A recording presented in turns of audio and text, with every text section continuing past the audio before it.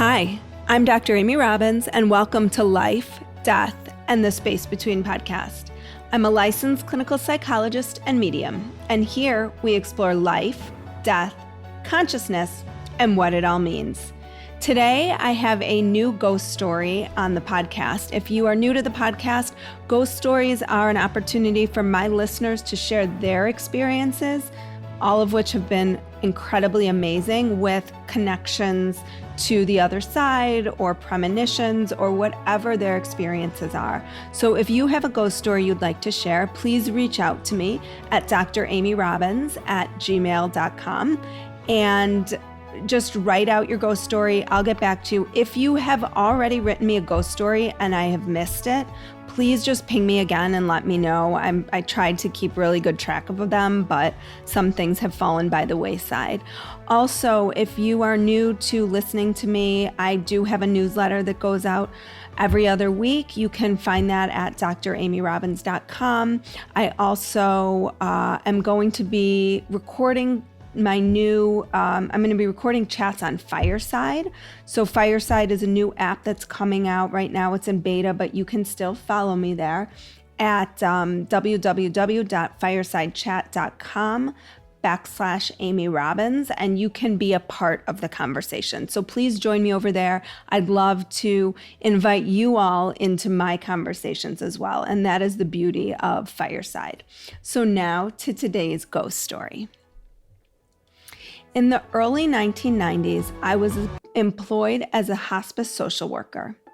I would visit folks in their home who had been diagnosed with terminal illness in an effort to provide support to them and their families in whatever way was needed.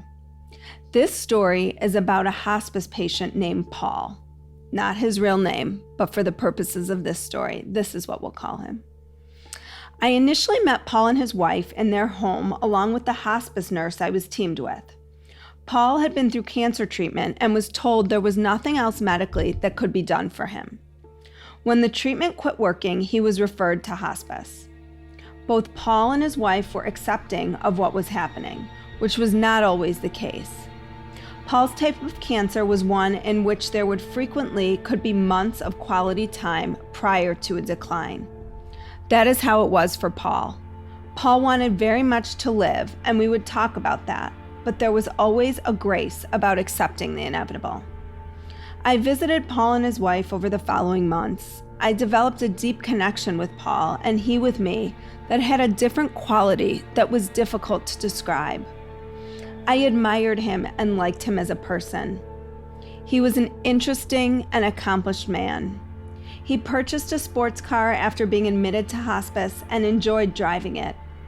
He was brave in the face of illness and continued his life not knowing exactly what the journey ahead would bring him. Being in hospice was a time of spiritual growth for me. With some patients, there would be discussions of the afterlife and what they were expecting. Frequently, patients would see their dead loved ones and have conversations with them. These conversations were always comforting to the patient, and for those of us working with them, we knew it meant their time was drawing near. I was raised in the Christian faith, and Paul was Jewish. This was significant to me because I knew very little about the Jewish faith and what was believed in terms of the afterlife. Paul did not discuss his beliefs with me surrounding this topic, and I spent a lot of time in my car driving between home visits. Eric Clapton once wrote a song about his young son who died, titled, "Will I See You in Heaven?" I came to associate that song for Paul for no particular reason that I was aware of. The beginning lyrics are, "Would you know my name if I saw you in heaven?" And also, "Beyond the door, there's peace, I'm sure." I'm remembering driving around listening to the song and wondering if I would see Paul in heaven. I had not defined for myself, and still haven't, the definition of heaven. I simply wondered if I would see him again after he died. Connecting this song to Paul is nothing I had experienced with other hospice patients, but as I said before, the connection seemed different. Paul inevitably began to decline. The decline came quickly, and Paul was admitted into our hospice house to try to take care of any discomfort he might have. The building had been designed to feel as much like a home as possible, with only about 10 patient beds. The rooms were large to accommodate family members. It was a Friday, and I was ending my day in anticipation of the weekend. I went to see Paul and his wife before leaving for the day. He was resting comfortably in his hospital bed and was alert and talking. I asked if there was anything I could do for the two of them, and Paul answered, "Give me a hug and a kiss." Paul had never asked for a hug before. I was sad because I knew it might as well be the last time I would see him. I don't know if I understood how close death was for him. I went to his hospital bed, bent down, and gave him a hug and a kiss. And then I left to start my weekend. The weekend was an ordinary one until early Sunday morning when I awoke from a restful sleep. The first thing I noticed was "Will I See You in Heaven" playing loud and clear in my mind. Along with this song, I felt a tremendous sense of peace, unlike a sense of peace I had known before. It was broad and deep and comforting. There was no fear, no anxiety, only an overwhelming sense of peace, which I wanted to be able to savor for as long as I could. And I knew without a doubt that Paul had died. I looked at the clock. I wanted to know what time I had awakened, then rolled over and went back to sleep. On Monday morning at hospice, the hospice teams would huddle to talk about anything significant that happened over the weekend and to find out who had died. That Monday morning, I went straight to our inpatient unit and asked not if, but what time Paul had died. His time of death was within an hour of the time I awoke on Sunday morning. I'd never had this type of experience before meeting Paul, nor did it happen again with any other patient I worked with during my time as a hospice social worker. I still wonder what that moment meant. Was it Paul coming to say goodbye?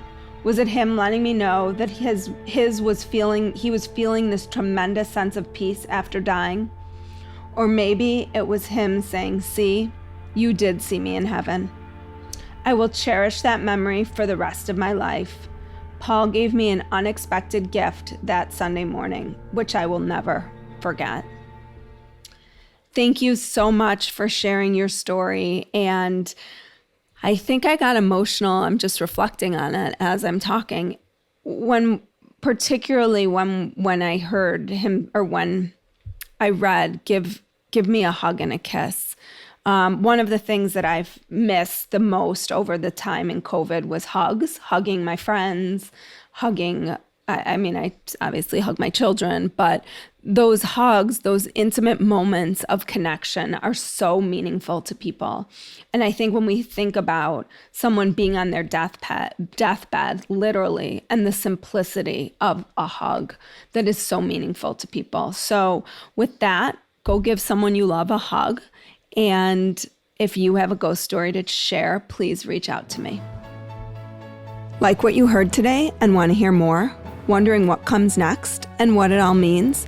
Head over to Apple Podcast, Spotify, Stitcher, Google Play, or anywhere you get your podcasts and hit subscribe. Also, if you could take a minute to rate and review my podcast, I would really appreciate it. Stay tuned as we continue to explore life, death, and the space between.